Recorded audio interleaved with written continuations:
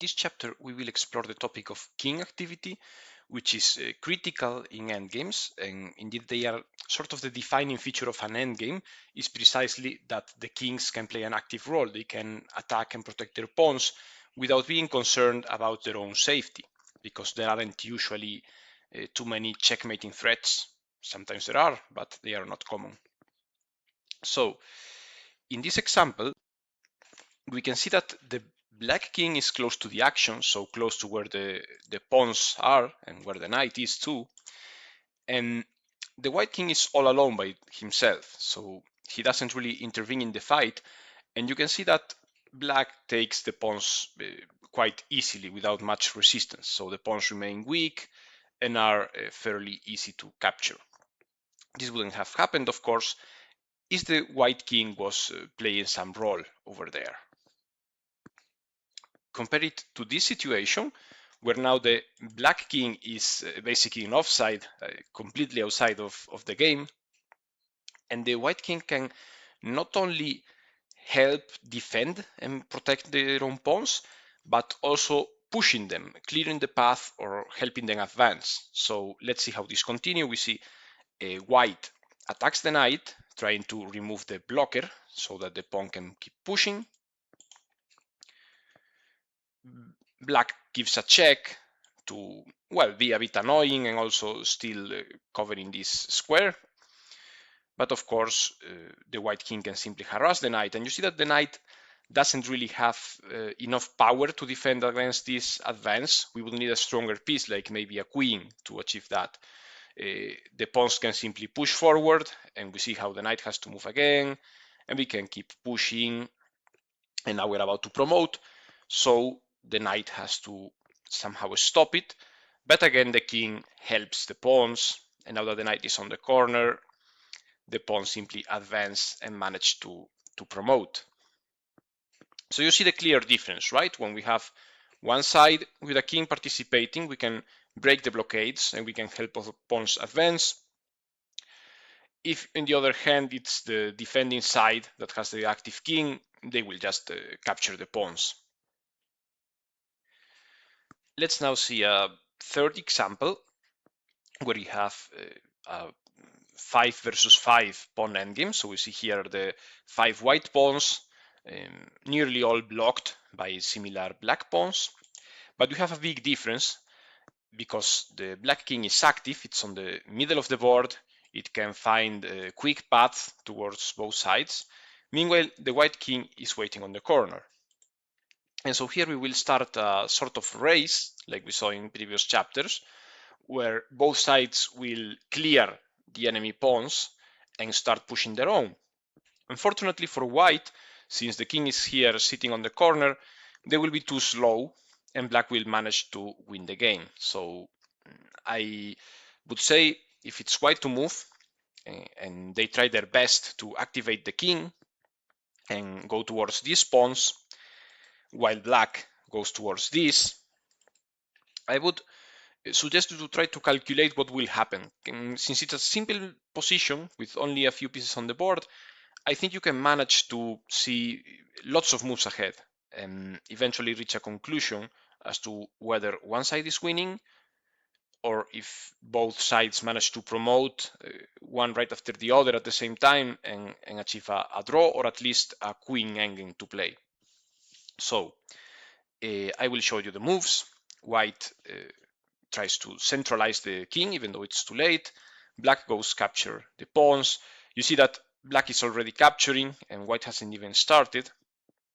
And so take, king opens the path for the pawn and white takes. And so here, if you see this, it's enough to check who wins the race, because unless the kings interact again in some way, like the white king could come over this side of the board and protect, really the pawn that is more advanced now is going to be the one that promotes earlier. So this pawn is on the 4th rank from black's perspective, while this is only on the 3rd rank. So this pawn will need 4 moves to promote, while this one over here will take 5. Also, it's black's turn, so we will arrive much earlier.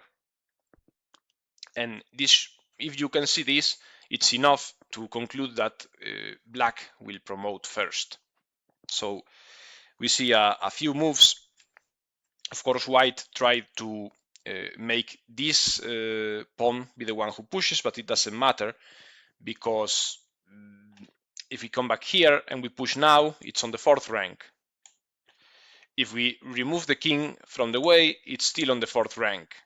So it's really the same pace. And you can see that black is already on the 6th and promoting already. So now, what do you do to stop this pawn that is on the 7th rank? What's the cleanest way to win here as black? Well, the key is to control this square, and there are several ways to do it. So we could play queen over here, we could play queen over there, or in the diagonal. Which one would you choose? Okay, so you should do it from the diagonal. Why?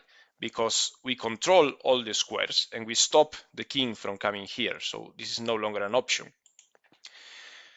If we do it like this, we're still winning, but it's more complicated because white can now come over here and threaten to promote.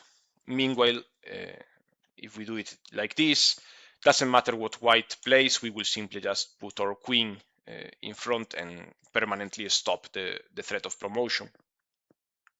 Of course, if we do it from the file instead of from the rank, same deal. White can play like this, still winning, but we don't want to deal with that. And the simplest way to block is to just bring the queen over here. I will show you now an example that combines the ideas of king activity and king opposition. So here you can see that if it's white to move, we can take the opposition, and we now have two advantages. Our king is closer to the enemy pawns, so you can see that it's on the 5th rank, and the base of the black chain of pawns is on the 6th rank, so this is the pawn we're going to target. Meanwhile, the black king is farther behind. So this means that when white has the opposition, we can just come around, and as we saw before, note that this square is not accessible, so white simply captures everything. But if we go back and we decide, okay, we are gonna play a wrong move and we're gonna let black take the opposition. So we play like this and black takes king opposition. Notice that now we are not losing the pawns. All we get is this sort of standoff, permanent standoff, that leads to a draw. If black tries to maneuver, then we enter with our king and take everything. So this, even though black has the advantage of the opposition, since they have a less active king, it's still a dead draw. Okay, so this has been a brief chapter on king activity.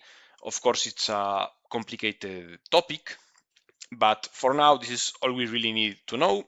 Still beware of specific tactics and forks and checkmate threats that would appear in certain endgames. But as a general rule, we want to have a king as active as possible, and the fewer pieces remain on the board, the more active we want our king to be.